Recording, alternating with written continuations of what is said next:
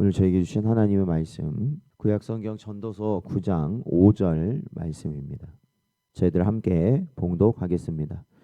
산자들은 죽을 줄을 알되 죽은 자들은 아무것도 모르며 그들이 다시는 상을 받지 못하는 것은 그들의 이름이 잊어버린 바 됨이니라. 아멘. 기도하겠습니다. 하나님 아버지, 지난밤도 하나님의 은혜 가운데 저희를 보호하시고 오늘도 하나님께서 저희를 주의 은혜의 자리로 나올 수 있는 길을 허락하여 주신 것 감사드립니다. 오늘도 이 시간 저희의 심령을 불쌍히 여기시고 죄로 물들 수밖에 없는 저희들이 오직 성령 하나님의 은혜로 말미암아 선하고 복되고 참된 길 갈 수 있도록 저희들에게 하나님의 길을 인도하여 주옵소서. 간절히 바라옵고 예수님의 이름으로 기도하옵나이다. 아멘. 오늘은 잊혀지지 않는 생명이라는 제목으로 하나님 말씀 증거합니다. 우리는 누구나 언제나 죽음이라는 것을 맞이하게 된다라고 전도서는 계속 우리에게 가르치고 있습니다. 전도자는 이 엄연한 진리를 외면하지 않고 정직하게 직면합니다. 앞서 살펴보았던 9장 1절에서 4절 말씀을 보면 그는 의인과 악인, 제사를 드리는 자와 드리지 않는 자, 모든 사람의 결국이 같다라는 것을 지적하면서도 산 자에겐 소망이 있다라는 것을 우리에게 강조했습니다. 그래도 살아있는 것이 하나님의 은혜고 그것이 사랑이고 또한 우리에게는 참되고 복된 기회라는 것입니다. 그러면서 오늘 본문 5절에서는 산자는 죽을 줄을 알고 있지만 죽은 자는 아무것도 모르며 다시는 상을 받지 못하고 그들의 이름조차 잊혀진다고 말하고 있습니다. 오늘 우리는 이 말씀을 통해 살아있음의 기회와 죽은 자의 무력함 그리고 기억되는 자의 복에 대해서 우리는 깨달을 수 있습니다. 결국 중요한 것은 우리가 살아있는 동안 무엇을 위하여 과연 누구를 위하여 사는가라는 것을 우리는 깨달아야 한다라는 겁니다. 오늘 본문은 산 자들은 죽을 줄을 안다라고 하면서 시작하고 있습니다. 이는 단순한 지식이 아닙니다. 그냥 우리가 언젠가 막연히 죽는구나 라고 이렇게 생각하는 그러한 지식이 아니라 이 생명이라는 것이 무엇인가라는 것을 바라보는 태도에 해당합니다. 시편 90편 12절에서 모세는 우리에게 우리 날 계수함을 가르치사 지혜로운 마음을 얻게 하소서라고 기도했습니다. 즉 이 말씀은 어떠한 거냐면 우리의 생명이 유한하다라는 것을 알고 있는 것이 곧 뭐라는 겁니까? 지혜라는 겁니다. 죽음을 모른 채 하며 허무하고 방탕한 삶을 사는 이들이 많지만 성도는 언제나 죽음을 직면할 줄 알아야 하는 것입니다. 만약에 우리가 이 죽음이라는 것을 염두에 두지 아니하고 항상 직면하지 않고 살아간다면 어느 순간 죽음의 그림자가 우리의 삶 가운데 드리워졌을 때 우리는 두렵고 떨리며 혼란 가운데 빠져버리게 돼버린다라는 겁니다. 그러므로 이 죽음에 대한 인식은 두려움이 아니라 준비의 지혜를 준다라는 것입니다. 저희가 이 전도서 지금 말씀을 전하면서 제가 거듭 말씀드리는 것이 이 히브리서 9장 27절 말씀 아닙니까? 한 번 죽는 것은 정해졌다라는 것입니다. 그런데 죽음으로 끝나는 것이 아니라 그 이후에 뭐가 있다라는 겁니까?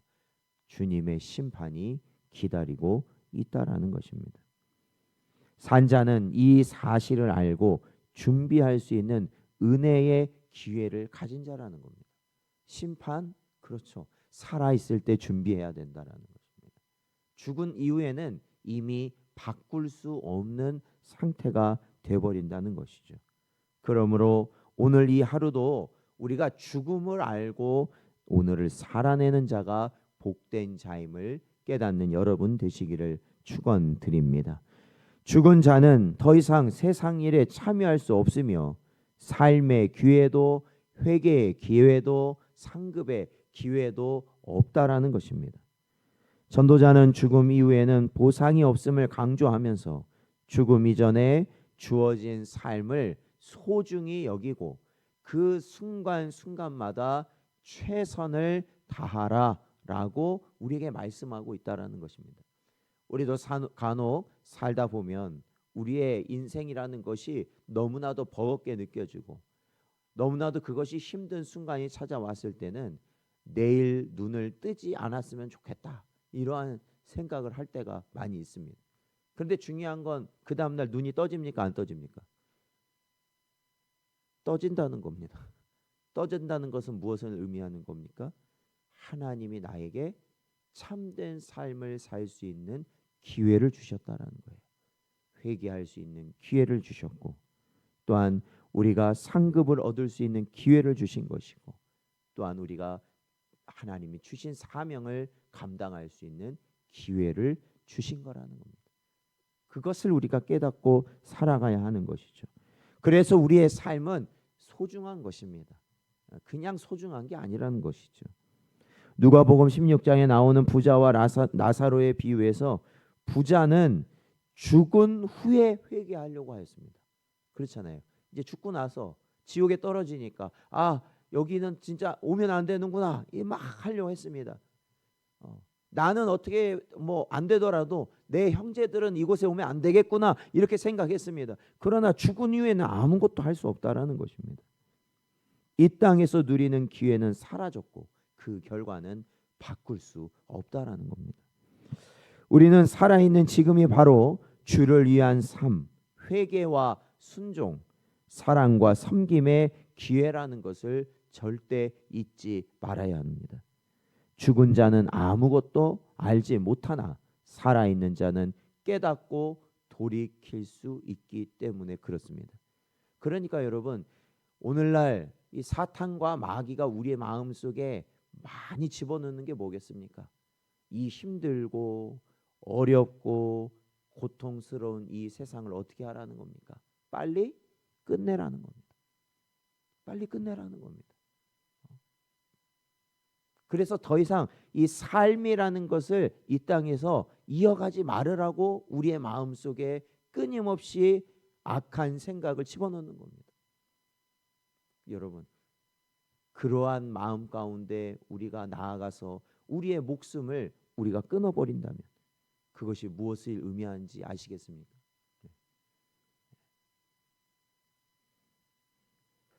성경은 기억됨과 잊혀짐을 영적 복과 저주의 개념으로서 우리에게 사용하고 있습니다.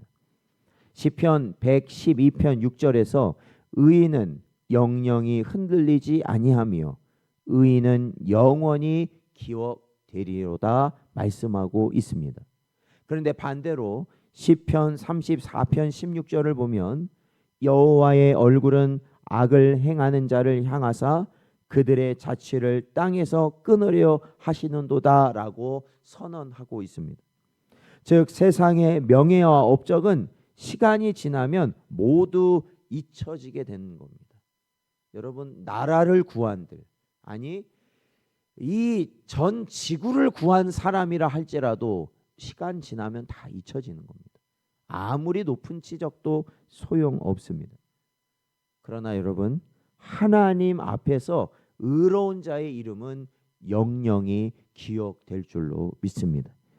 우리가 살아있는 지금 우리의 이름이 어디에 기록되고 있는가가 중요한 것입니다. 누가복음 10장 20절에서 예수님은 제자들에게 이렇게 말씀하십니다. 그러나 귀신들이 너희에게 항복하는 것으로 기뻐하지 말고 너희 이름이 하늘에 기록된 것으로 기뻐하라 하시니라 말씀하신 것입니다. 우리가 이 땅에서 이룬 업적과 우리가 많은 사람들이 존경하고 놀랄 만한 그러한 일을 했더라도 그것은 헛된 것입니다. 오로지 우리의 이름은 어디에 기록될 때인가? 바로 하나님 나라의 생명책에 기록되어졌을 때 영원히 남는 것이라는 겁니다. 사랑하는 성도 여러분, 이 땅에서의 인기는 사라질 수 있지만 하나님 나라에 기록된 이름은 결코 지워지지 않는다라는 것입니다. 전도자는 오늘 본문을 통해 우리에게 이렇게 말하고 있습니다. 살아있는 동안 죽음을 인식하라. 그리고 그 죽음을 준비하며 살아가라. 죽음 이후에는 다시는 기회가 없으며 기억되지 못하게 된다라는 것입니다. 그러나 하나님을 기억하고 따르는 자는 주님 안에서 영원히 기억되는 줄로 믿습니다. 사랑하는 성도 여러분, 여러분은 지금 살아 계십니다. 그래서 살아 있습니다. 우리가 이 자리에 나왔습니다. 비록 죄인이고 비록 언제나 넘어지고 하나님이 보시기에는 너무나도 더럽고 추한 그러한 존재들이지만 그래도 살아 있습니다. 그렇다면 그 목적은 무엇입니까? 하나님이 기회를 주신 그 목적이 무엇이냐는 겁니다. 오늘 하루가, 이번 한 주가 여러분의 삶이 하나님 앞에 영원히 기억될 이름이 되게 하십시오. 오늘도 우리에게 주신 말씀을 마음에 잘 새기시고 오늘 이 하루의 삶을 주님 앞에서 최선을 다하여 살아가는 여러분 되시기를 주의 이름으로 축원드립니다.